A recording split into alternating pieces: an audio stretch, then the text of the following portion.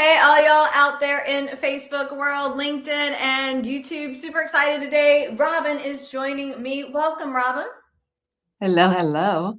So glad to have you here with us on our Fridays, 11:11 a.m. Eastern. Women entrepreneurs living child-free. I've got an amazing woman entrepreneur who loves living child-free. And as we're kicking these off lately, we start with that random fact. So did you know when Robin started working with entrepreneurs, she discovered that she inherited an ancient spiritual gift from her Norwegian line.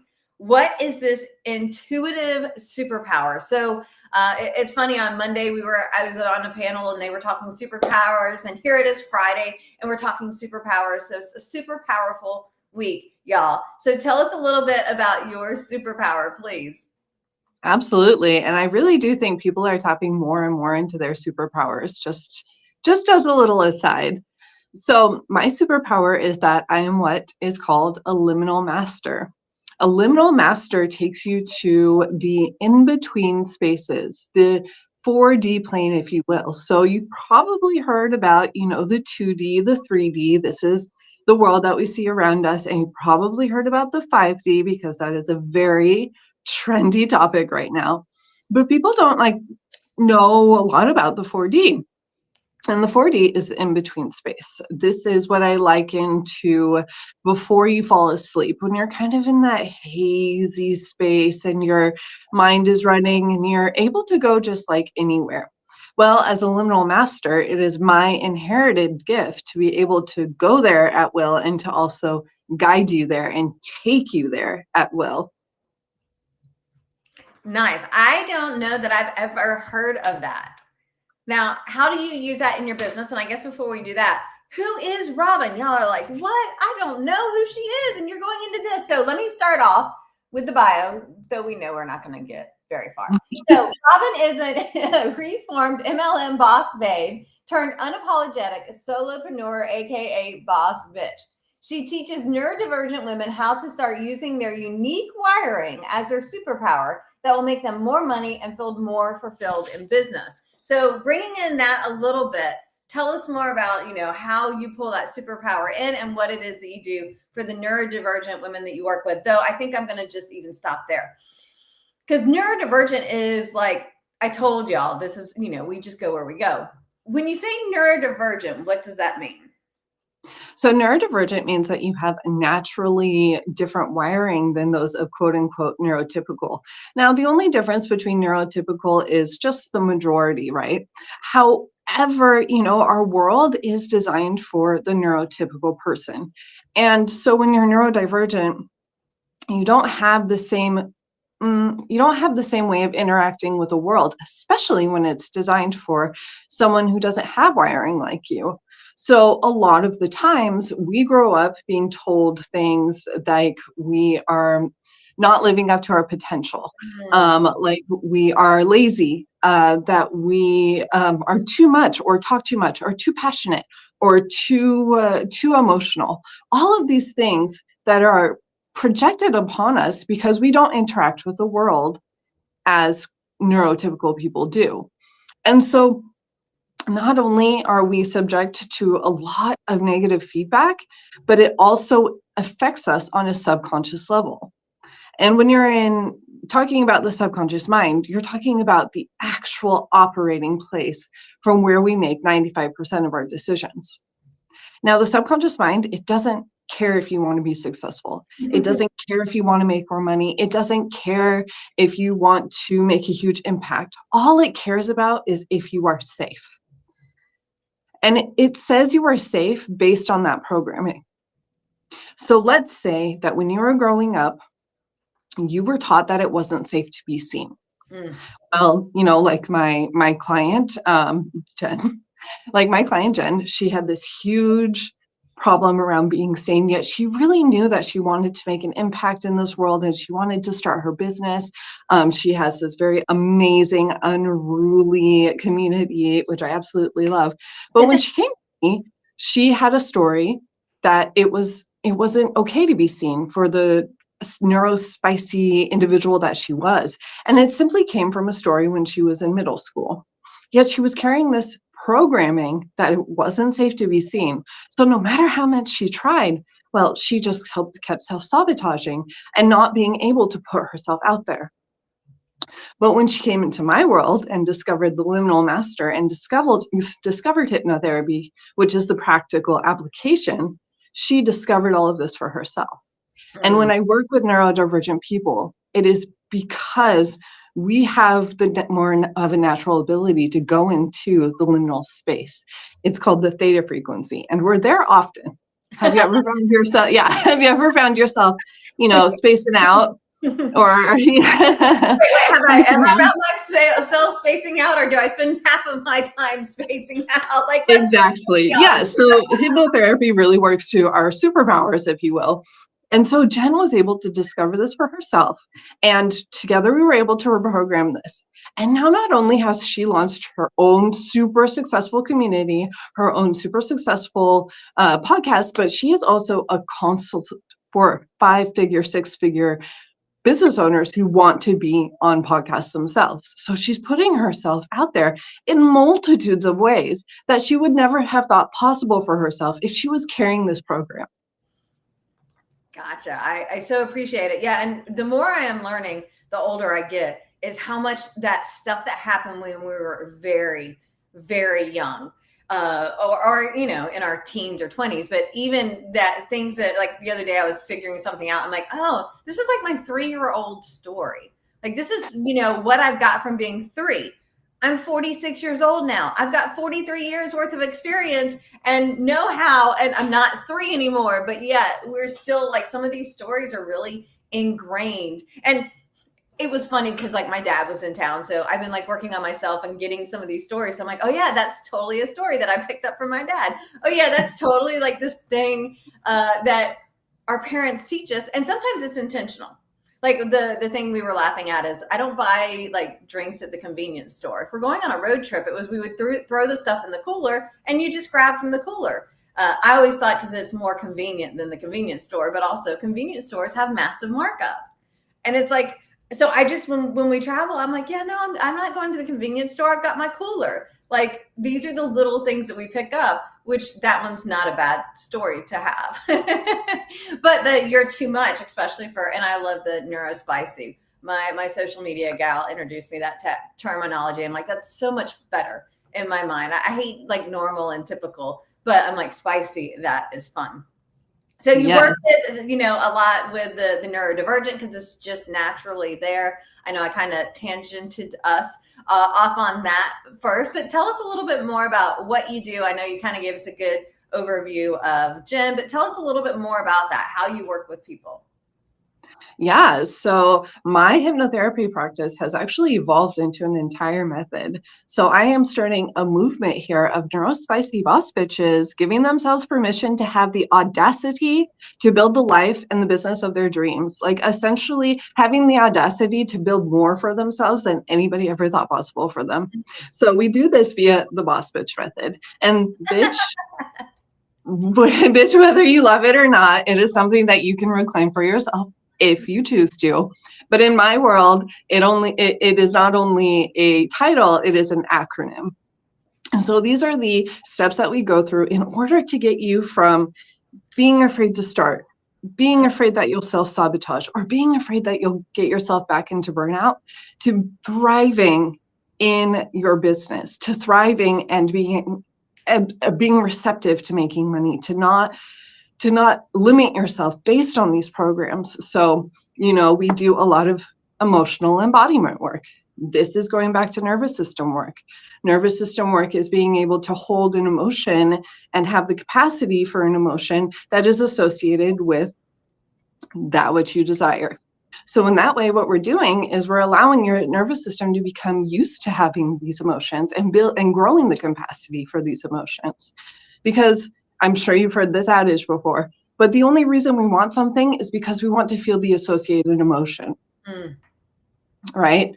And so then there's that work, and then we go into the I, which is the interrupt, which is where we really dive into the subconscious work and whatever is holding you back from creating the business of your dreams, essentially, from having the clients that just flock to you, from feeling like you're always on the up and up and thriving at this new level. because, like I was saying before, there are those subconscious programmings that is what is creating the decisions for you, which is crazy, right? It is crazy. Right? And then, then we go into time bending, which is this very woo-woo magical practice of allowing you to jump into a different timeline where you have already accomplished this. Because even on a scientific level, we now know that all timelines are parallel to each other. So if you desire something, that is the ultimate proof that you have accomplished this on a different timeline. So you're able to go in there, which feeds back into the emotional embodiment, which allows you to know the exact steps to get you where you want to go. It is all individual to you because you are being led back to your own power. You are being led back to your own answers, and you're doing so in a way that consistently unblocks you from whatever is keeping you from knowing what you know on a soul level. Your inner boss bitch. And so I know you work a lot with the neurodivergent women, and we've connected because of the child-free space, because I mean that's like the whole point of the conversation that we're having today. How do you feel this, child-free, because you don't only work with child-free women, like that's just me, and one or two other people. You work with all kinds of women, but what do you find the child-free women, especially that are neurodivergent, like they're their own little special subgroup, huh? Tell us a little bit about, have you found anything interesting in working with these kind of women?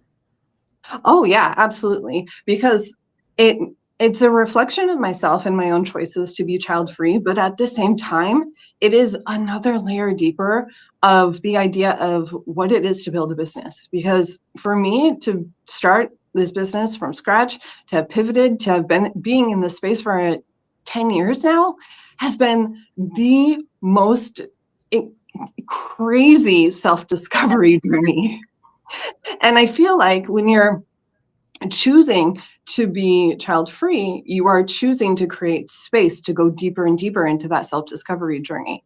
And so, the child-free neurodivergent women that I work with are some of the most connected, tuned in people who really have only one thing in mind, have only one thing on their goal list, is just to create this business that they've been dreaming of forever in a way that is so fulfilling and allows them to learn more about themselves. Interesting random question. And I just like to ask random questions, and no science per se for this. Do you find that the child-free women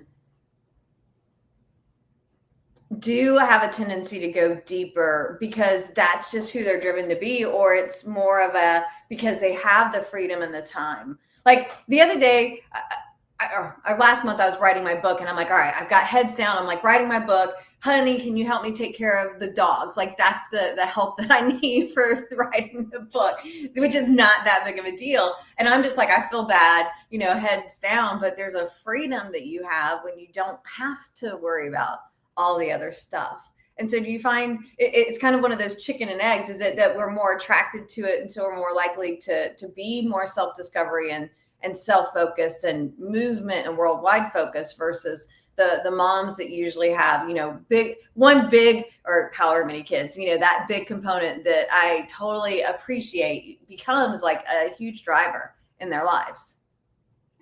Yeah, absolutely. And a huge part of becoming a parent is relearning who you are as a parent.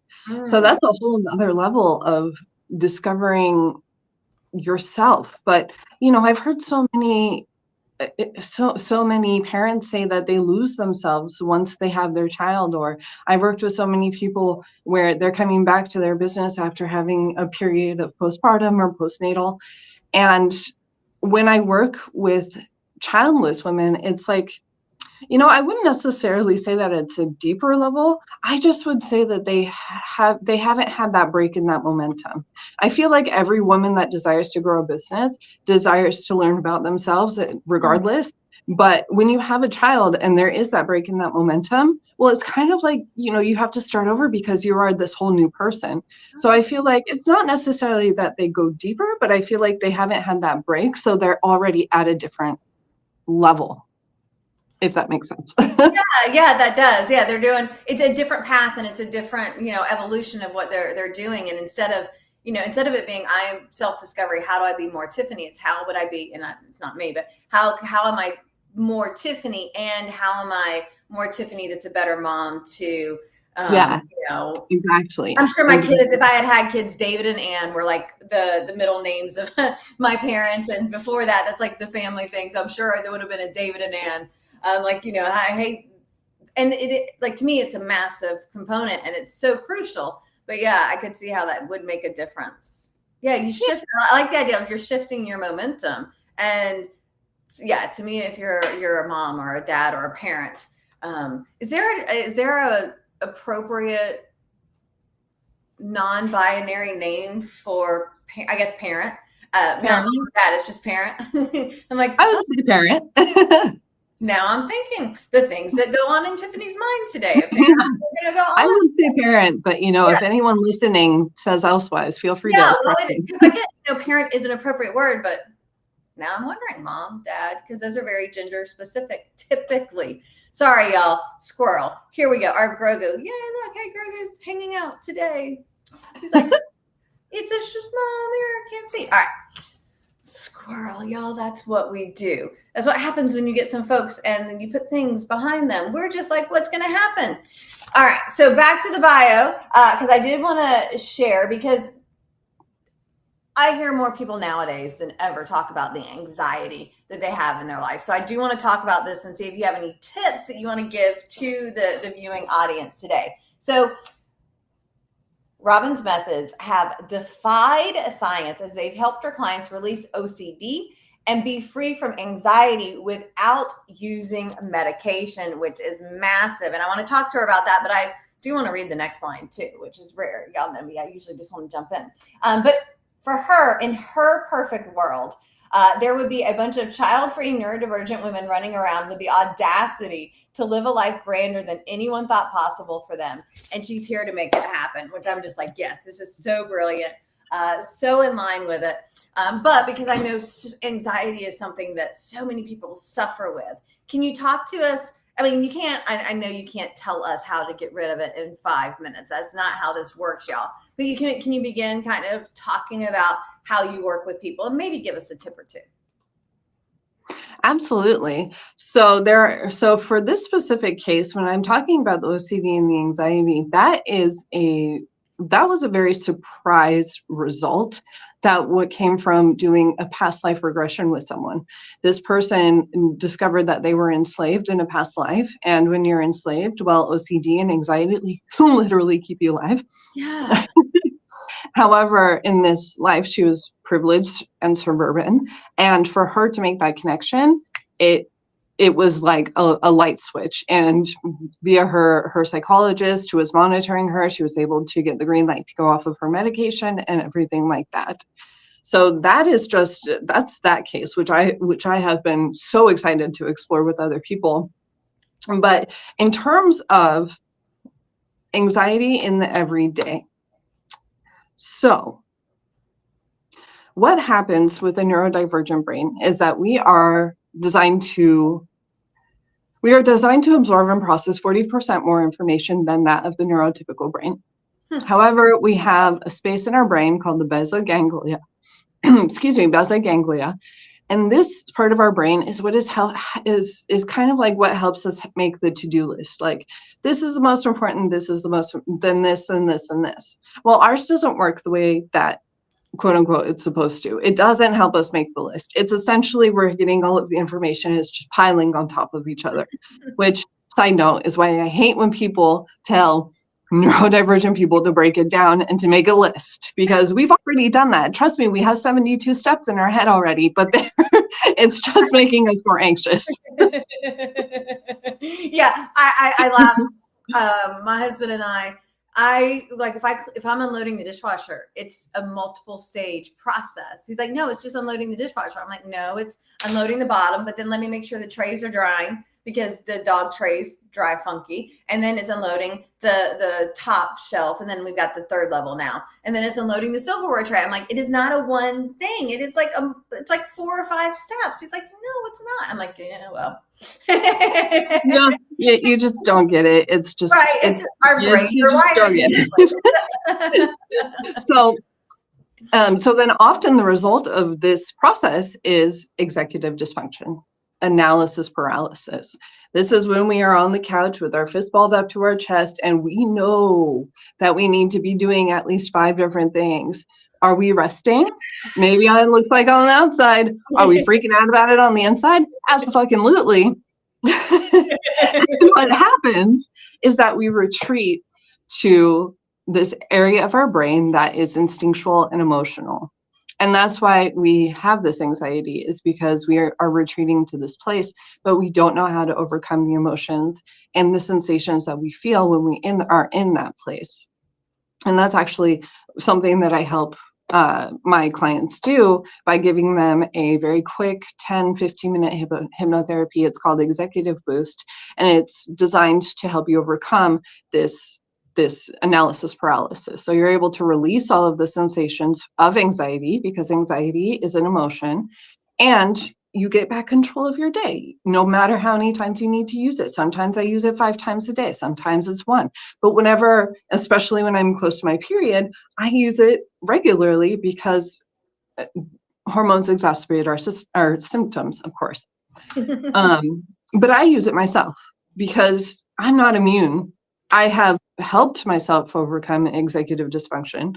I've helped myself get out of analysis paralysis. I don't feel the majority of the neurospicy symptoms, but I always have a tool to get me there. Yeah, I think sometimes it's so amazing that we feel like, okay, we should just be better, do something once and be better. But I'm like, we can go to the doctor every year. We, like somebody was like chiropractor, like you have to keep going. I'm like, well, you keep using your body. I'm like, I see my massage therapist on a monthly basis because I am hard on my body sitting in the chair all this time. I need to get it cleared out. It's so interesting that we think we should be one and done when like nothing in our life is one and done. We have to keep working on it. And yeah, even those of us that know better, we can slip, because that's just life. That's why you have a professional that helps you out. No doctor is taking care of themselves, or they shouldn't. And I mean, there's a whole saying about lawyers that are their own lawyers are idiots. Like,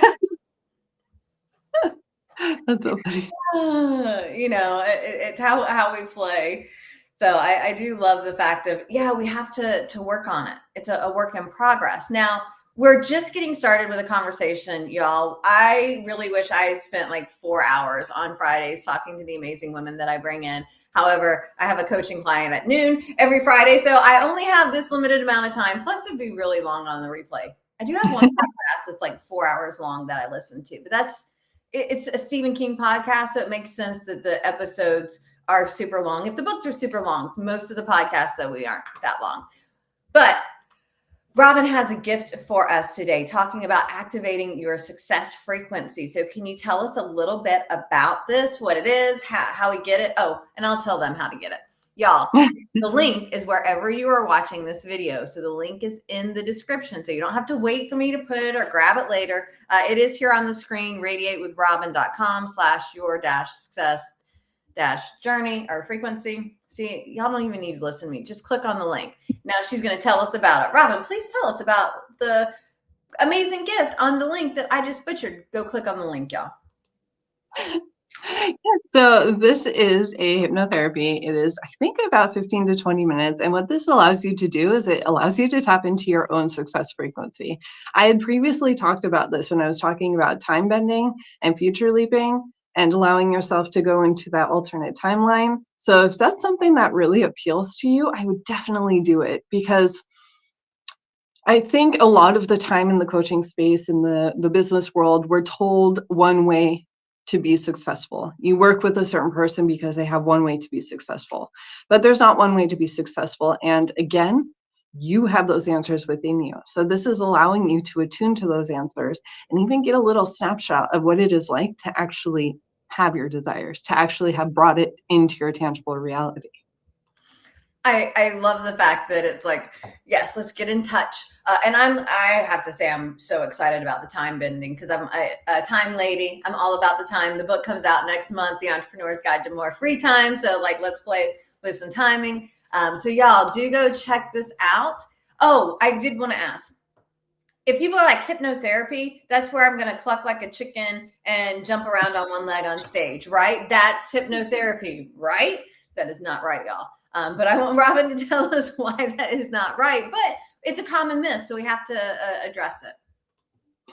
I'm really glad you said something because this is something that I should always address, but ADHD brain.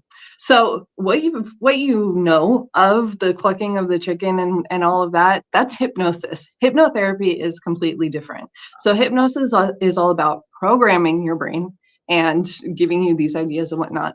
And hypnotherapy is all about deprogramming your brain and releasing that which doesn't serve you. So there's no clucking like a chicken. There's no revealing your deepest, darkest secrets. It's just allowing yourself to get rid of whatever is blocking you from your own wisdom. I love that. And there's, y'all, so much stuff blocking us that we have no idea on. Like, the more I get to know me, the more I'm like, wow, there is all this stuff everywhere. Like, and from a child-free perspective, I'm like I just got done reading Emotional Intelligence, and I'm like, oh my gosh, as a parent, this is like how hardcore, heavy level of responsibility for what you're doing. And my in-laws adopted, more power to them. There was a cousin in the family that was going to go in the system, and so they adopted her. But so I watched her grow up. She's 21 now. I love her to death. We go to MegaCon every year. She loves horror. It's awesome. I love my little baby sister. But I watched, her grow up. And my sister-in-law adopted a little boy. So watching them, both coming through the system at like 2 and coming into the family and learning all that, there's a lot going on. And like, I'm like, parents, how, like, the pressure. So I can't fathom the pressure that parents feel on even trying to figure this out, because what stories are we passing on that we don't know about? Yeah, that's really profound. That is really profound. And it has factored a lot into my own decision about not having children because, yeah. Yeah. So speaking about hanging out, it's a rough segue, y'all. But speaking about not having children, we are here. This is part of our support in our community where we love to talk about our women entrepreneurs living child-free. So you can join us on Facebook. If you put in Women Entrepreneurs Living Child Free, it'll show up. We've got a page and a group on Facebook. We also have a page on LinkedIn that as soon as we get to 100 or 150 people that are subscribing, then we can broadcast these videos there live. Right now, we're just putting them there after the fact. But so we appreciate y'all visiting and liking them. And I'm curious to hear from you, Robin. What excites you the most about being able to hang out with other child-free women entrepreneurs? Though I am thinking, I'm not sure how many of them are neurodivergent versus neurotypical, though I'm like, I have a feeling it's probably a decent chunk. I'm like, maybe that will be a Facebook group. Though, is that kind of weird to ask people? Do you identify as neurodivergent or neurotypical? Like, sometimes those are private conversations. Anyway, sorry, squirrel. Robin, tell us, what do you enjoy about hanging out with other women entrepreneurs living child-free? I think it's like just feeling the absence of this weird societal pressure that, sometimes even moms, they'll put it on you. Sometimes the moms will be like, why don't you have children yet? And knowing that I'm coming into a space where there's not going to be any of that, it's just so nice because I don't feel like I don't feel like they associate the fact that I'm a woman with the fact that I need to have children because it's so ingrained in society. And it's a specific space for other people who feel that the same way as I do, probably know what that pressure feels like as well, and are on this self-discovery journey with themselves. Yeah, I am finding that the women entrepreneurs living child-free are definitely much more likely to be on self-discovery, or a higher percentage, I should say. And that, I guess, usually happens when there's some flexibility in our world, whether we chose it or that's what we've got, that's what we've got.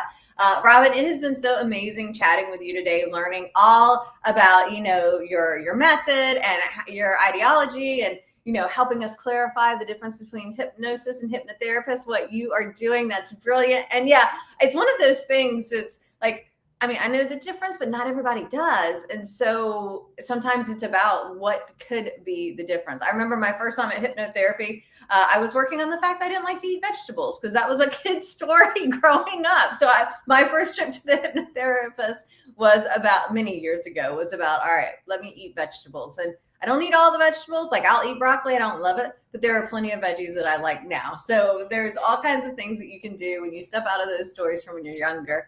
And you embrace your life. And I'm big on working with experts and professionals and amazing people that can get you there. So before we go, though, I'm curious, what else is it that we need to know? What's that one nugget, that one tip, that one thing that you want to leave us with as we wrap up today? If you don't know why you can't do it, it's probably your subconscious. Okay, tell me more. Say that again. If you don't know why you just can't get yourself to do it, it's probably your self-conscious. We've all been there, right? We've all been there where we're like, man, if I just did this one thing, everything could change. Or man, if I just, allowed myself to quit this, I don't know, I'm taking another client example, to quit this very toxic work situation, I could do anything I want. She is now running her own business too, by the way. Yeah. And if we've tried everything, if we feel like there's no logical reason why we shouldn't be able to do it, it is your subconscious. It sounds much better to be like, oh, it's my subconscious acting against me versus I'm just lazy. People are like, well, all you have to do is just get up and do it. I'm like, yeah, if it was that easy, then Nike's slogan would not be just do it, because we would have already done it, y'all. And sometimes we need help to figure out what is it keeping us from doing this. So Robin, it has been a pleasure. Where can people find you if they want your help to help them get, out of that, I don't know why, figuring it out so you can move on to the dream life that you want? Yes, great question. So I am at www.radiatewithrobin.com, or I am also chronically on Facebook, where you can find my page, Radiate with Robin. So Robin Rice, as you can see in the little title there, and then in parentheses, Radiate with Robin. Awesome, Robin. Thank you so very much for being here to share. Thank you so very much for being unapologetic about who you are and what you do, embracing it. And I think that the more we embrace who we are naturally, life is just going to get better for all of us. So thank you for being here. And for the rest of y'all ladies, I will see you next week, 11/11 every Friday. Happy